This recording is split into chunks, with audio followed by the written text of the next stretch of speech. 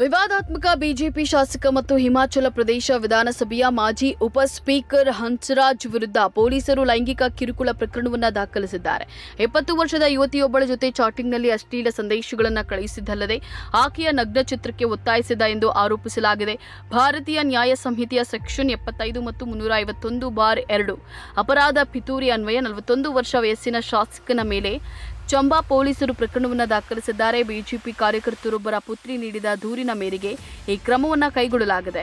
August 9ರಂದೇ ಪ್ರಕರಣ ದಾಖಲಾಗಿದ್ರೂ ತಡವಾಗಿ ಬೆಳಕಿಗೆ ಬಂದಿದೆ. ಪುತ್ರಿಯ ಜೊತೆ ಆನ್ಲೈನ್ ಚಾಟಿಂಗ್ ವೇಳೆ ಆಕೆಯ ನಗ್ನ ಚಿತ್ರಕ್ಕೆ ಒತ್ತಾಯಿಸಿದಲ್ಲದೆ ಅಶ್ಲೀಲ ಸಂದೇಶಗಳನ್ನು ಹಂಸರಾಜ್ ಕಳಿಸಿದ್ದಾನೆ ಎಂದು ಬಿಜೆಪಿ ಪದಾಧಿಕಾರಿಯೂ ಆಗಿರುವ ಸಂತ್ರಸ್ತೆಯ ತಂದೆ ದೂರಿನಲ್ಲಿ ವಿವರಿಸಿದ್ದಾರೆ.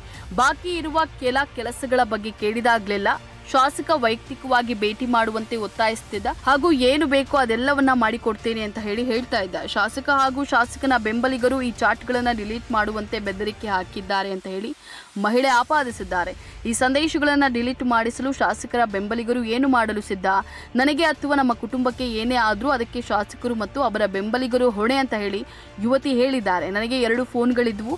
ಎಲ್ಲಾ ಸಾಕ್ಷ್ಯಗಳನ್ನು ನಾಶಪಡಿಸುವ ಸಲುವಾಗಿ ಆ ಪೈಕಿ ಒಂದನ್ನ ಶಾಸಕರ ಬೆಂಬಲಿಗರು ಪುಡಿ ಮಾಡಿದ್ದಾರೆ ಅಂತ ದೂರಿನಲ್ಲಿ ತಿಳಿಸಿದ್ದಾರೆ.